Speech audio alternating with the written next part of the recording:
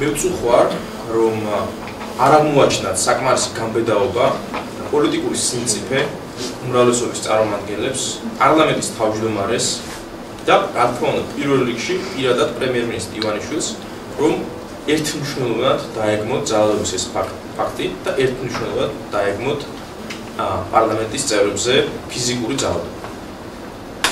თავისთავად ეს ფაქტი ფიზიკური ძალადობის არის ლოგიკური შედეგი იმისა, რომ წინა შემთხვევებშიც, როცა ადგილი ქონდა ძალადობას ან ძალადობის მცდელობას, ეს იყო რა თქმა უნდა 8 თებერვალს, ეს იყო დეკემბერში, ქუთაისში, როცა მოხდა პრეზიდენტის ესკორტზე და იქ ნაციონალურ მოძრაობის ოფისში შეკრებილ პარლამენტის წევრებზე თავდასხმა. წინა სხვა შემთხვევებში, ესე იგი, არასათანადო და შე შემთხვევაში ძალიან სუსტი და არასწორი რეაგირება, რომელიც კი მოყოლე ხელისუფლების მხრიდან.